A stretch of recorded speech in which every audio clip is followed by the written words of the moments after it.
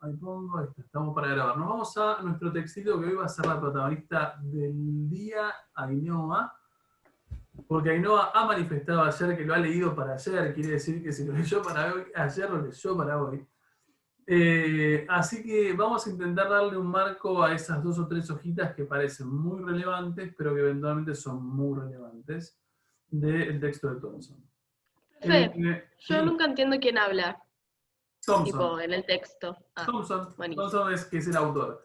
A ver, yo te cuento, para ustedes más o menos tengan idea cómo surge esas 2 o 3 hojitas.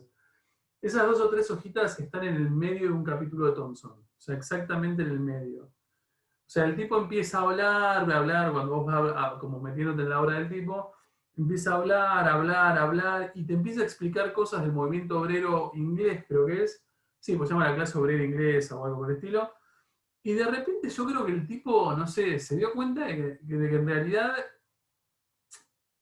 no vas a entender lo que dice si él no te explica lo que entiende.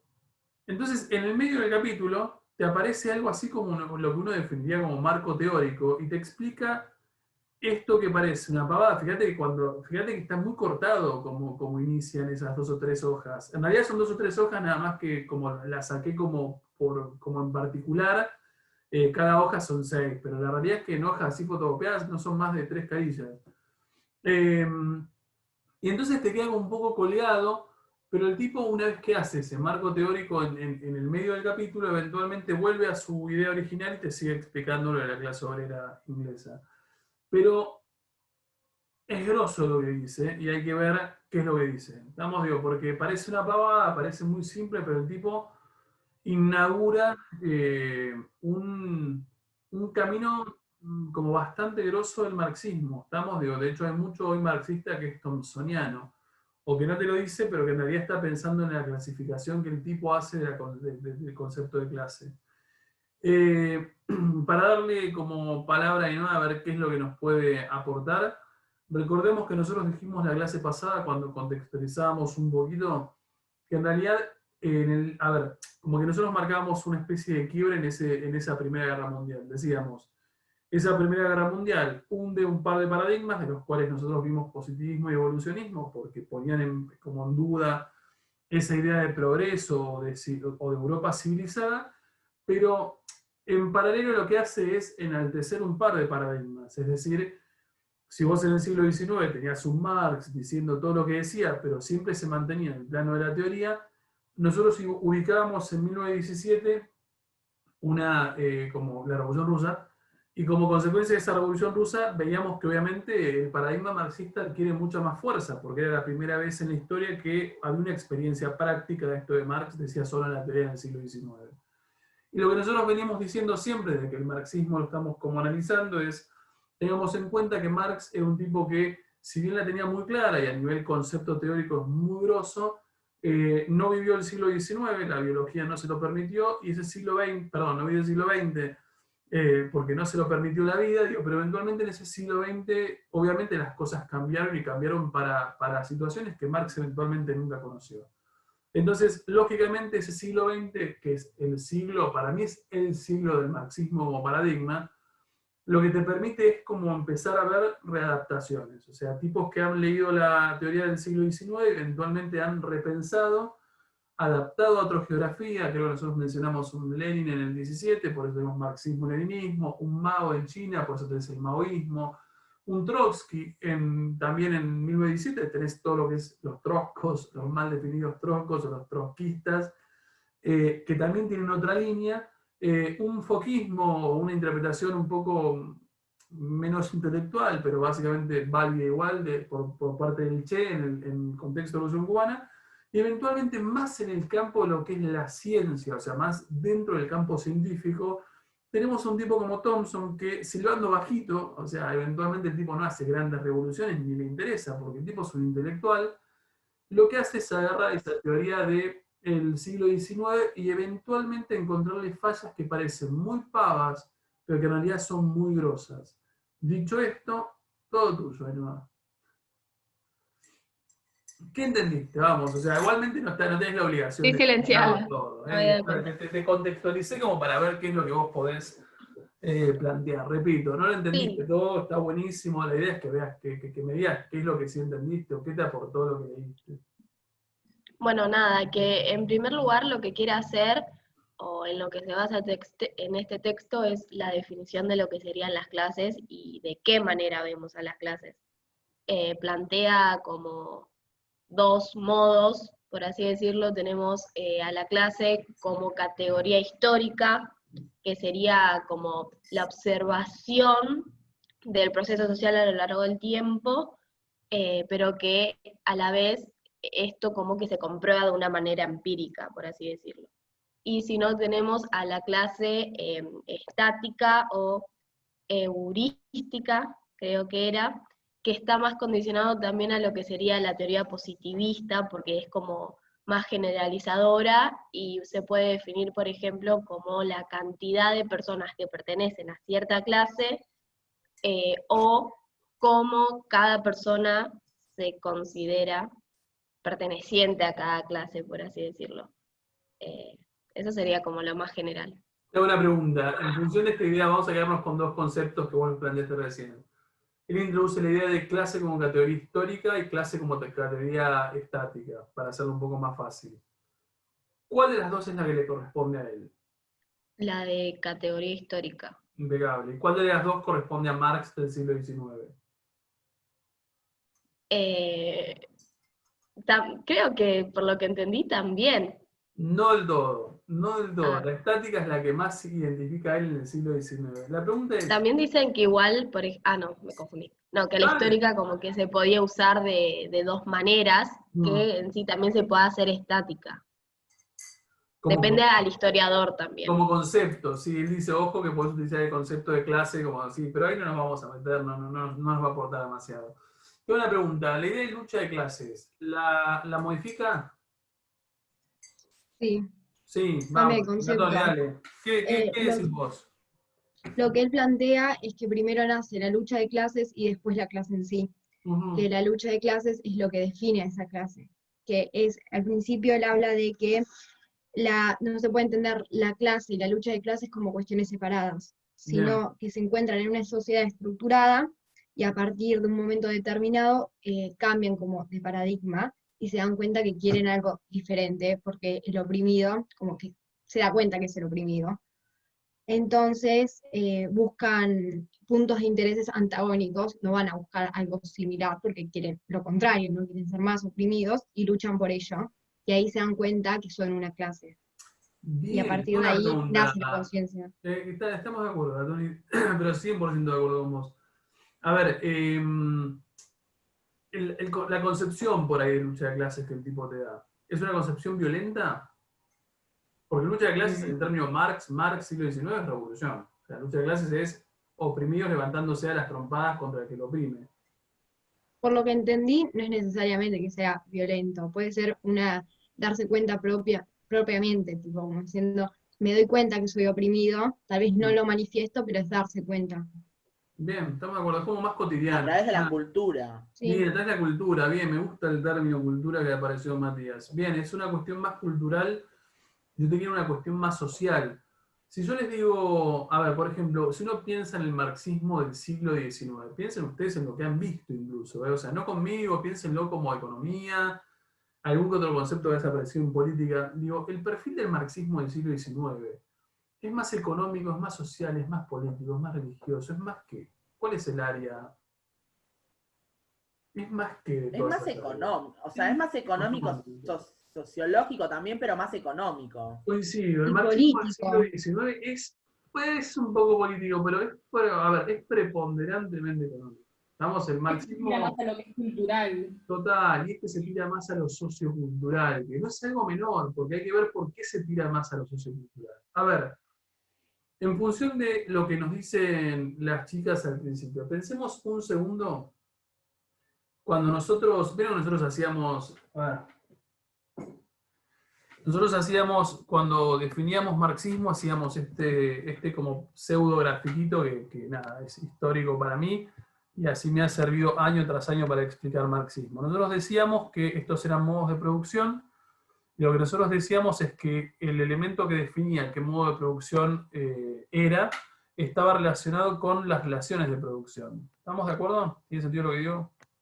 O sea, el modo en que esos medios de producción se diferenciaban o se organizaban en esa sociedad determinaba el tipo de relación de producción.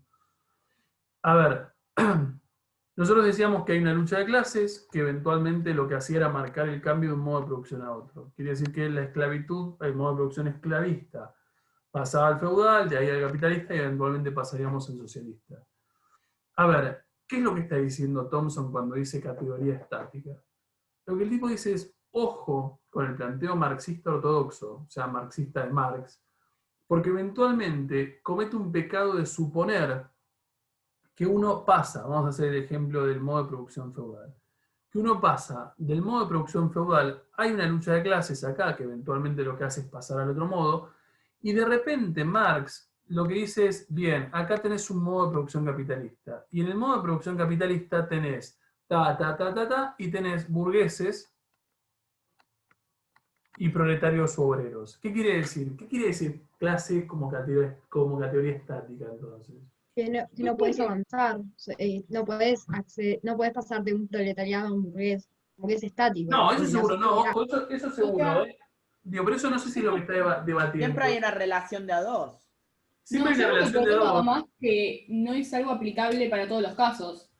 O sea, Es algo, sí. el flaco dice, tipo, hay que tener cuidado con esta especificidad histórica, porque, por ejemplo, para lugares previos a una revolución industrial no es aplicable, y o sea, es lo mismo que decíamos antes, o sea, uno de los pecados de Marx que decía Adolf era ser tan eurocéntrico, porque no en todos los lugares era lo mismo. Eso yo coincido plenamente con ustedes, con casi todo lo que dijeron. Ahora, también es verdad que Marx, en este esquema, a ver, que también tiene que ver con una cuestión teórica dura, ¿no?, del marxismo. En este esquema, lo que hace es identificarte, a ver, es como que automáticamente vos pasás de un modo de producción feudal a un modo de producción capitalista, y como que la lucha de clases te lleva al cambio de relaciones de producción de manera automática. Es decir, pasan de señores feudales y campesinos, lucha de clases y eventualmente el nuevo modo de producción es burgués y obrero.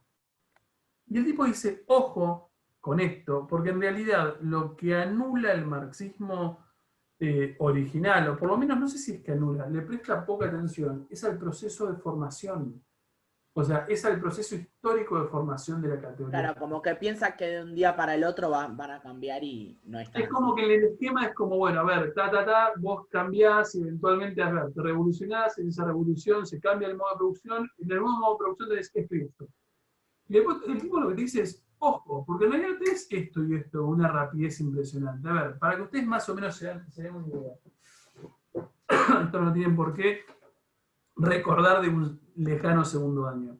Pero, por ejemplo, cuando uno piensa, a ver, obviamente modo de producción feudal, modo de producción capitalista. Pensemos un segundo el paso de eso, ¿no? Digo, obviamente modo de producción feudal, feudalismo, no hay mucho más que decir. A ver, cuando yo en segundo año me toca dar historia de segundo año en el colegio alemán, y pobrecitos, siempre les hago este esquema. A ver, un feudo tiene esta característica. Obviamente, nada, esto es un modelo, ¿no? Es un tipo ideal de feudo. El feudo tiene una característica muy particular que es, acá vive el señor feudal, estas son sus tierras, acá hay un montón de casitas campesinas muy dispersas que están dentro del feudo, acá los campesinos pueden producir, y acá, esto de acá, del feudo, es algo vital para entender lo que estoy por decirles.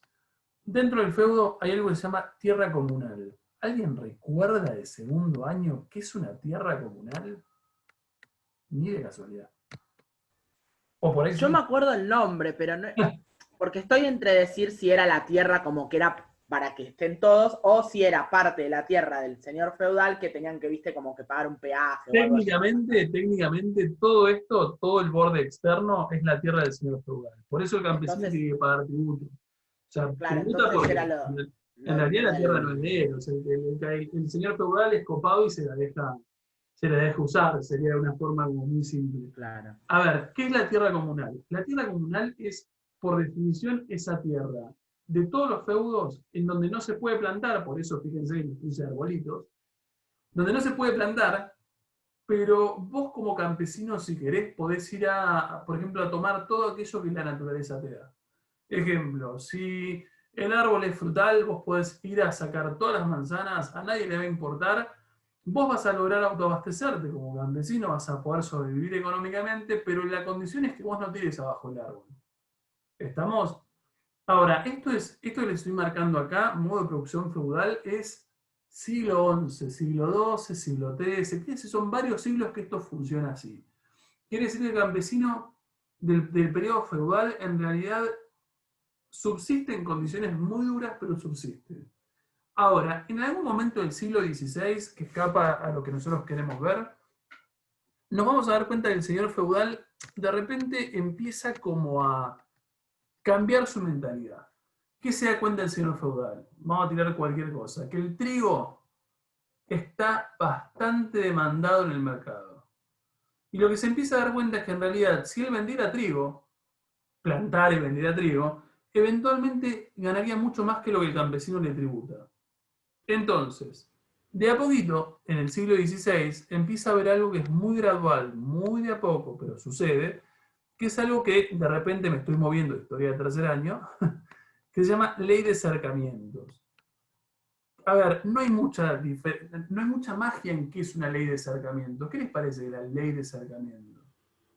O sea, que básicamente Claro, ya no se puede pasar más. Ahí está. Esto que antes La propiedad privada. Exactamente. Esto que antes era de todos los campesinos que podían utilizarlo, ahora el señor feudal empieza a cercarlo y a plantar. Quiere decir que ahora es del señor Es feudal. obvio, porque no le convenía nunca que sea un terreno comunal donde haya cosas que la gente podía sacar sin ningún Coincido. dinero que le vuelva. No, ojo, porque en realidad saca, pero el campesino te paga tributos. O sea, el tributo que vos te pagas actualmente al señor... Para pasar por ahí tenías que pagar como una especie de peaje. Sí, pero había maneras de explotarlo mucho más productivas. Total, a ver, lo que vos te das cuenta del siglo XVI es que al señor feudal le cambió la cabeza. O sea, el señor feudal está siendo un poquito menos feudal y un poquito más burgués, por decirlo de una forma. Igual Lucho, por ejemplo, pues yo me pongo a pensar, ¿no? Por ahí tiro cualquier boludez, pero Claro, también, ¿qué es una revolución para poder cambiar el sistema? Porque en este entonces es muy groso, porque yo creo que los años de capitalismo que tenemos, como que ha habido ese intento de revolución, o mismo hubo, Total. y es como que no se llegó a nada. Totalmente. O sea, ¿qué más tenemos que hacer, por ejemplo? No Bueno, digo pero que para el sistema quiero capitalista, en cambiar el realidad, eso lo podemos como tirar un par de ideas al final, porque si no me viene la idea, pero está bueno que pregunte igual. O sea, ¿qué es una revolución? Sí, coincido, o sea, ¿qué más querés? Bueno, pero ahí está en lo que vos consideres o no la falla del paradigma. Yo estoy tirado a un lugar donde te digo, mirá, el marxismo tiene un montón de herramientas teóricas muy piolas, pero en realidad tiene también un montón de experiencias empíricas erróneas. O sea, yo tengo un amigo de los más íntimos de toda mi vida, que el tipo está tirado a la izquierda y te habla del comunismo, y vos decís, wow, loco, ¿no te das cuenta? No funciona, pero también es verdad que es un poco la ceguera, digo, no sé, para mí el Che Guevara es un tipo con suerte. O sea, el Che Guevara es un tipo que de repente tuvo a ver, es paradójico lo que voy a decir, pero tuvo como, espera que me voy acá porque quiero verlo. Tuvo como la, comillas, suerte, por eso es paradójico lo que tengo que decir, la suerte de morir en los 60. A ver, el Che Guevara es un ídolo del comunismo, porque eventualmente no se lo puede responsabilizar por todo lo malo, porque murió. Entonces, como murió en la cresta de la ola, cuando todo el cubano decía, sí, vamos a estar un poco mejor, sí, y el debate como constante que yo tengo con este pibe, cuando sale el tema, que tratamos de no tocarlo porque entendemos que estamos en lugares políticos opuestos y porque entre amigos no se discute esto, al menos se discute otra cosa, es, loco, a ver, en realidad el Che Guevara no es tan brillante, o eventualmente todo lo que ha construido el Che Guevara, nada, se cae a pedazos. Hoy vas a Cuba y se cae a pedazos. Yo no sé si alguno ha ido a La Habana o lo hemos charlado. La verdad que La Habana duele. O sea, te duele que haya gente viviendo en esa condición y que a vos te lo vendan como un paraíso socialista. En realidad es como muy duro la vida cotidiana de la Habana. Pero nos fuimos de otro lado. Bien, vuelvo a esto, un segundo para llegar a la lógica de Thompson. ¿Qué es lo que me importa? Siglo XVI, avanzan un poco el cercamiento, siglo XVII, obviamente el muchacho se dio cuenta que si sigue avanzando la va a pasar más mejor. Y eventualmente en el siglo XVIII llega a cercar absolutamente todo. Acá el burgués, el señor feudal prácticamente ya se volvió un tipo comerciante, o sea, se dio cuenta que lo que le conviene es como cercar todo y vender todo ese trigo y chau campesinos. Ahora, este campesino de acá, estos tipos vivieron históricamente de lo que producían en sus tierras chiquititas acá, de lo que les sobraba de la producción en estas tierras y necesitaban de esta tierra para poder sobrevivir, porque sacaban un montón de cosas de su subsistencia. Ahora, este campesino, que progresivamente empezó a ver cómo sus ancestros padecían el cercamiento en el siglo XVI, sus padres lo padecen en el siglo XVII y eso está en el siglo XVIII, donde ya directamente no hay tierra comunal. ¿Les alcanza para seguir viviendo en el campo? No. Pueden vender su producción. Bien, podrían, pero en realidad es un feudo y ellos tienen muy poco lugar para producir. Ellos no son terratenientes. Tienen La mano de obra. Entonces, ¿qué es lo que van a hacer estos campesinos? Pensémoslo desde el punto de vista, y estoy pensando en Inglaterra, y esto va a ser Inglaterra. No, es algo feo. Vamos a ver, y esto va a ser Inglaterra. A ver, el campesino de ese momento, pensemos esa lógica de señor feudal o de señorío feudal a lo largo de toda Inglaterra. El campesino de acá, pensemos que acá hay uno, acá hay otro, acá hay otro, acá hay otro, acá hay otro, acá hay otro, y esto es obviamente Londres. Se da cuenta que ese campo o esa lógica en el campo ya no le llena, no puede vivir en ese campo. O sea, porque la misma lógica de acercamientos lo que va haciendo es que vos no tengas la posibilidad de acceder a todos los bienes. En paralelo, empieza en Inglaterra, estamos ya en un siglo XVIII. ¿Qué proceso empieza en Inglaterra? Industrialización. Industrialización, primera revolución industrial. Ahora, esa revolución industrial, para que sea exitosa, ¿qué necesita? Mano de obra. Obreros. Mano de obra. Quiere decir que vos en el sur de Inglaterra, campesino, empezás a darte cuenta que en Londres están empezando a haber industrias que necesitan mano de obra. Quiere decir que vos te vas a la ciudad. El de acá se va. Ahí se crean los barrios y todas Ahí esas está, cosas. ahí se crean esos barrios industriales espantosos de la historia. Pero por lo pronto, lo que me importa que ustedes vean es yo, campesino del sur de Inglaterra, y Matías, campesino del norte, casi Escocia, llega a Inglaterra y los dos tenemos, por ejemplo, un dialecto, no solamente un dialecto, sí, un dialecto y costumbres diferentes.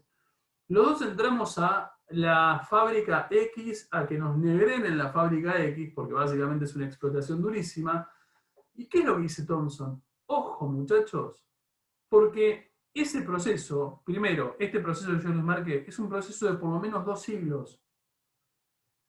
Y que yo llegue con Matías, y que llegue, estoy pensando, no importa, que yo llegue con Matías, que llegue con Tiziana, que llegue con Fiamma, de diferentes lugares de Inglaterra, no quiere decir que yo ya esté conformando una clase social. Porque hay grandísimas chances que yo a Matías no le hable.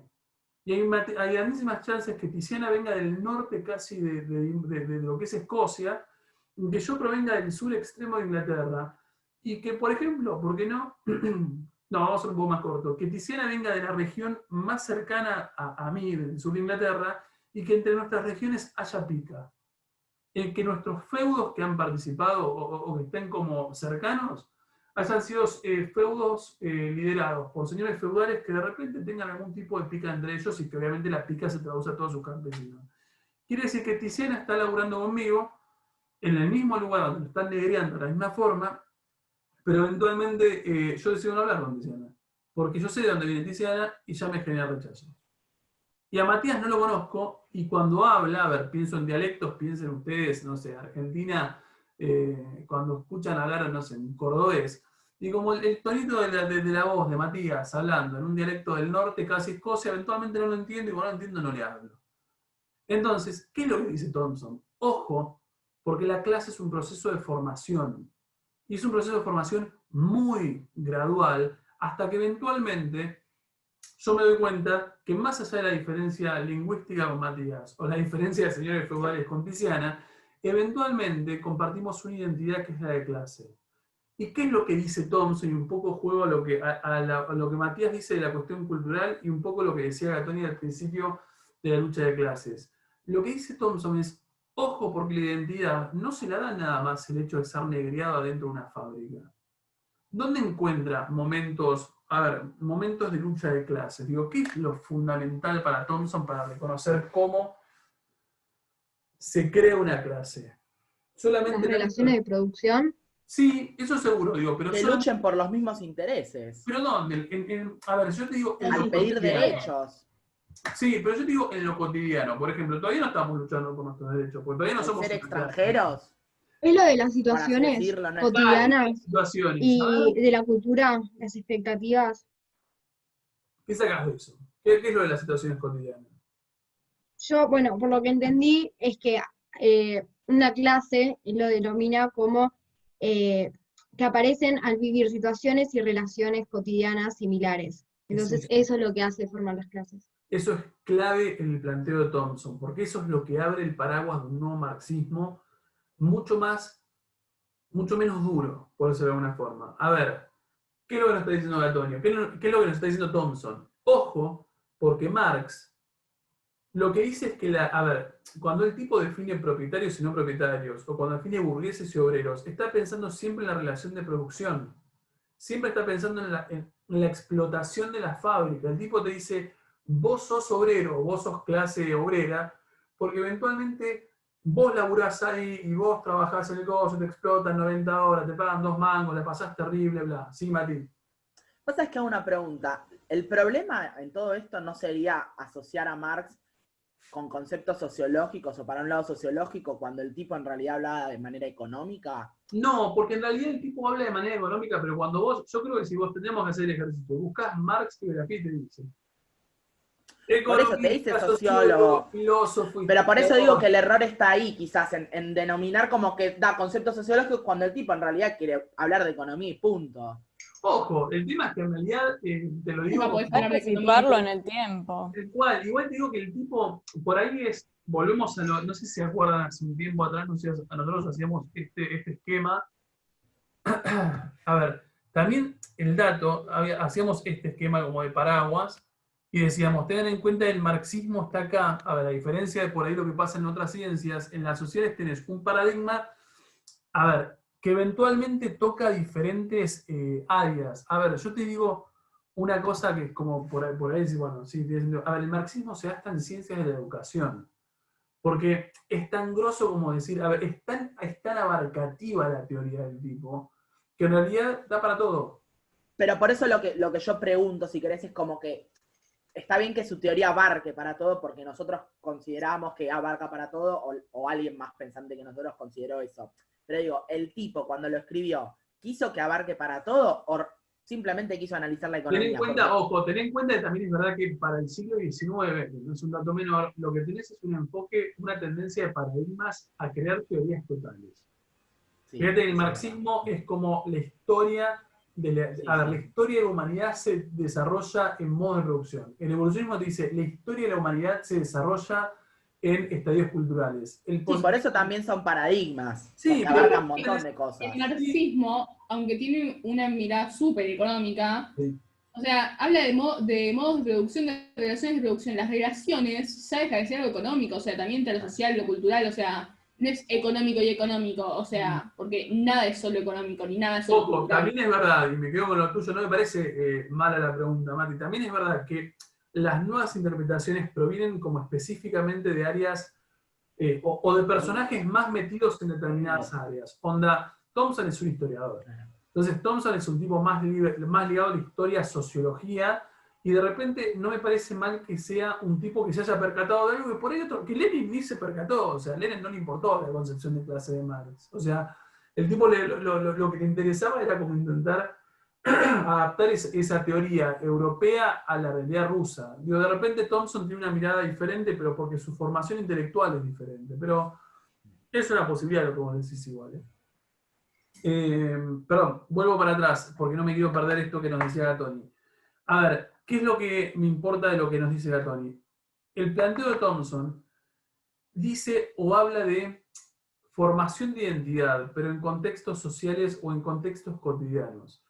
¿Qué quiere decir? Mientras Marx te está diciendo que el obrero y el burgués se identifican como obrero y burgués porque uno está explotando al otro en la fábrica y el otro está siendo explotado, lo que te dice Marx es, ojo, porque esa identidad no se forma solamente al interior de la fábrica, sino que se forma en lo cotidiano del día a día. Y el mejor ejemplo que yo vengo dando, como si me lo hubiese estudiado de memoria, hace muchos años es, por ejemplo, yo soy el burgués y todos ustedes son los trabajadores. Y eventualmente vamos a poner a Braverman como otra burguesa. O sea, nosotros no somos burgueses, pero somos de fábricas en paralelo. Tenemos dos fábricas, una al lado de la otra. Todos ustedes son trabajadores.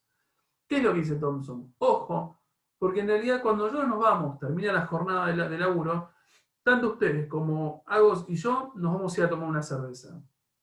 Y eventualmente a los dos nos termina por ahí en el mismo horario, como el turno laboral, pero de repente, 3 o 4 de ustedes se van a ir a tomar una cerveza a una cervecería que está, obviamente nosotros estamos trabajando en el centro, ¿no? Entonces, Agos y yo tenemos el mismo camino, la misma ruta tomamos para la misma cervecería. Ustedes tienen que caminar 5 cuadras para eso, tienen que alejarse bastante. ¿Por qué? Porque mientras más lejos se vayan, la cerveza es más barata. Si la cerveza es más barata, obviamente el lugar es más flojo. ¿Estamos? O sea, y la condición de higiene del lugar donde van a tomar cerveza es un lugar donde yo no tomaría cerveza hoy. Ahora, ustedes van caminando por la vereda de enfrente y Agos y yo que salimos de nuestras respectivas fábricas nos vamos caminando en paralelo a ustedes sin hablarles. Obviamente porque ustedes son los obreros y nosotros no tenemos nada que ver con ustedes. Ahora, ustedes ven que Agos y yo frenamos a media cuadra de nuestra fábrica que está en el centro y vamos a tomar la cerveza más nueva y más cara que hay en el entorno. Porque algo si yo podemos y ustedes quisieran, pero no lo pueden hacer. Entonces, no solamente toman una cerveza más barreta, sino que encima caminan bastante más que nosotros para llegar al bar. El odio nos une. ¿Cómo? El odio nos une. El odio, pero también nos odia a nosotros. Lo que te molesta a vos es que no puedas tomar una cerveza como nosotros. A ver, el tema concreto es, el mensaje es, ojo, porque eso que es muy cotidiano, en realidad a vos gradualmente, y pensá que es una situación de total ocio, porque no es nada laboral, a vos de a poquito te va entrando en la cabeza, vos obrero, que en realidad vos sos un tipo que no llega a consumir lo que Agos y yo consumimos. Al revés, porque uno lo piensa solamente en obreros, es porque yo paro a media cuadra y porque puedo tomar una cerveza cara y veo que vos mirás con deseo, pero que no lo podés hacer, que yo digo, qué lástima, ustedes son obreros y yo soy un burgués. ¿Se entiende? A ver. O sea que la lucha no va a ser siempre física. Es que es cotidiana, es como la experiencia cotidiana vos te da de a poquito, muy de a poquito, la noción de que vos sos diferente a mí en términos de clase. A ver, ¿lo querés pensar? Suponete, vamos a hacer un ejercicio actual. Suponete uno piensa en el San Jorge, todo el mundo sabe dónde está el San Jorge, y suponete que el San Jorge no tuviese esos grandes paredones que te separan. Vamos a hacer un poco más austero. Tenemos alambrado. Y suponete que tenemos, en ese alambrado vos podés ver al otro, y en vez no hay que hacer mucha imaginación. O sea, la parte que no es de San Jorge, que va como para la autopista, es un poco más humilde.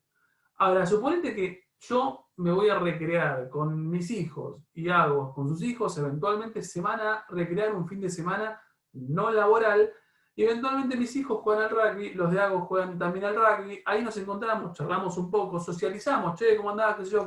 ¿Cómo te fue? Mientras nuestros hijos se están embarrando con mucha clase en el rugby.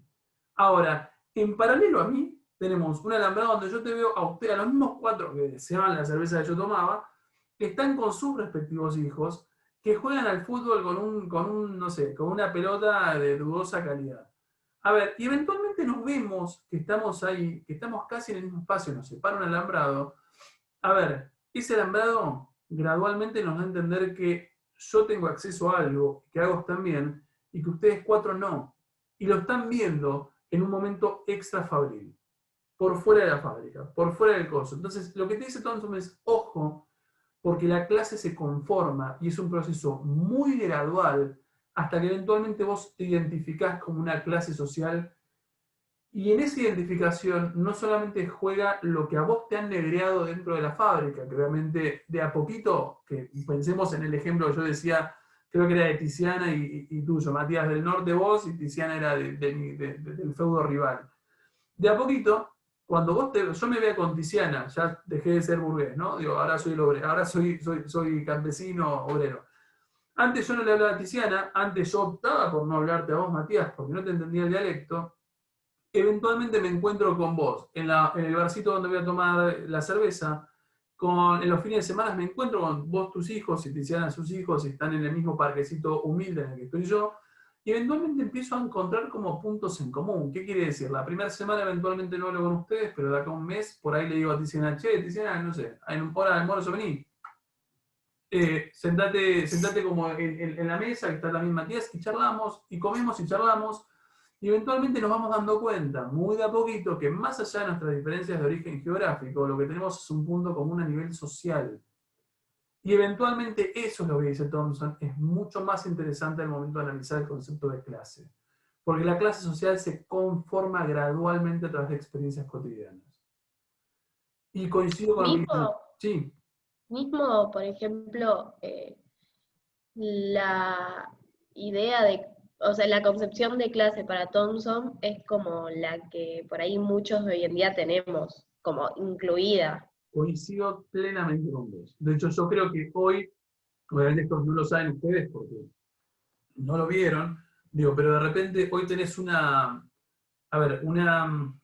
tendencia. Yo creo que no hay nadie del marxismo que hoy se aproxime a la categoría de clase de Marx. En realidad es tan convincente lo que dice Thompson, y para mí es tan obvio, hoy, 2020, pero digo, estamos 70, 80 años después de Thompson, que de repente decís, es claro lo que estás diciendo. O sea, tiene sentido. O sea, no puedes pensar que de golpe somos clase, no lo somos. O sea, hay todo un proceso de formación que nos prende la luz para decir, bueno, somos una clase tal o cual. Coincido con lo que decís. A ver, y una pavada que no es pavada, cuando vos abrís, cuando uno piensa como marxismos o marxismos ortodoxos o heterodoxos, o sea, desviaciones del marxismo, Thompson lo que está haciendo es abriendo una puerta difícilmente cerrable. O sea, el marxismo ortodoxo es claramente un perfil mucho más económico, y el marxismo de aquellos que siguen la lógica de Thompson es mucho más cultural social. Y ahí tenés como dos vertientes diferentes. Siempre pensando que son marxismos, ¿no? Digo, siempre pensando que todavía pensás en los modos de producción, en lucha de clases, en la revolución, que va a haber un socialismo, que bla, bla, bla, bla, bla. ¿Estamos? ¿Llegamos todos a eso? ¿Tan terrible fue? ¿Lo habían entendido así? O por lo menos parte así, digo, pues está bueno si lo entendían así. Yo no sé si ustedes se dan cuenta de lo que van entendiendo en un sexto año. Yo parto de la base de que... Pasa que a nosotros creo que nos pasa que si bien es verdad que quizás este texto nunca lo habíamos leído como en sí, ni habíamos sabido la postura de Thompson, como que nosotros somos por lo menos un curso, no sé si humanidades es siempre así, pero nosotros al menos somos un curso como bastante consciente en el sentido como que... Ustedes son un curso humanístico a full, pero mal. Mal. Los mismos temas yo a veces los doy en otros años, obviamente en cursos en paralelos, y no hay chances de que te hagan como... A ver, que está bien, eventualmente yo siempre digo, a ver, yo soy un férreo defensor de lo que es las sociales. Está bien que ustedes tengan un vuelo diferente. No quiere decir que el resto sea como peor. Quiere decir que en realidad la especialidad te va moldeando. O sea, algunos, no sé, el exacto es un cubo. O sea, el exacto es el que te dice, no entiendo cuando me das 3 definiciones diferentes de una misma cosa. El económico tiene como un juego, a ver, algunos económicos son un cubo, algunos son un poco más permeables a lo social, pero en realidad una buena formación social, y si vos sos un tipo convencido, por ejemplo, de haber estado en humanísticas por motus propio, y no por descarte, que eso es lo que a veces pasa con humanísticas. Humanísticas es como, no quiero esto, mis amigos van para acá, me voy para acá, o lo que te dicen, es más fácil. Bueno, puede ser, qué sé yo, sí, para mí es más fácil humanísticas que el tipo que se va a exactas, o sea, pero porque para mí exactas es un dolor de cabeza, o sea, hasta hacerme miles de fórmulas para llegar a x igual a 4, es como, ¿qué es eso? O sea, no me cierra, o sea, no me entretiene tanto, pero sí es verdad que si vos te vas al área de sociales, con una convicción y una cabeza de sociales, lográs tener este tipo de vuelos que son difíciles. O sea, que son difíciles, a ver, a lo que voy es, yo soy consciente que gran parte de lo que estamos viendo, por lo menos acá, no sé, en otras materias, son cosas que yo leí recién en UBA. Entonces está bueno que ustedes empiecen a fogonearse con ese tipo de cosas. Eventualmente es arrancar con el pie derecho cuando se vayan para la carrera que sea. eventualmente el año que viene, yo he tenido gente, y esto lo digo yo, alumno, digo, yo llegué a CBC de la UBA con gente que no sabía, por ejemplo, nunca había escuchado el término Marx. No sabían quién era Marx. Fue como Marx, y se miraban así como diciendo, ¿quién es? Y empiezan a decir, che. Y eso en mi secundario fue medio pelo, pero eventualmente sabíamos quién era Marx. Entonces, a ver, ahora te parece una normalidad. Te juro que si preguntás, a ver, este tipo de planteos de Thompson, preguntás en paralelo, y yo te diría que hay pocos que te pueden decir, ah, sí, Thompson. Con 17 años no hay chance. Pero bueno, bien, si lo entendieron me quedo más que satisfecho. ¿Algún tipo de dudas, planteos o algo concreto? Bien, cortamos acá. Dos cosas. Jueves que viene, íntegramente monográfico. Estamos, o sea, no leen nada, no hacen nada, o sea, vengan con dudas concretas, avancen, y en función del avance vemos qué es lo que podemos hacer. Y nada, tampoco les voy a dar nada para lo de historia, digo, la idea es que hagan lo del foro. Recuerden que es obligatorio, recuerden participar, háganlo con seriedad, háganlo con formalidad, y después vemos cómo arrancamos damos como los primeros puntapiés para meternos con Menem el viernes que viene. ¿Estamos? Pregunta. Dime. Perdón. Es que te mandé por el foro, pero bueno, ya que estamos acá. ¿O preferís hacerlo por el foro? Me da lo mismo. No, dale. Pará, Bueno. liberamos, para que dejo de grabar,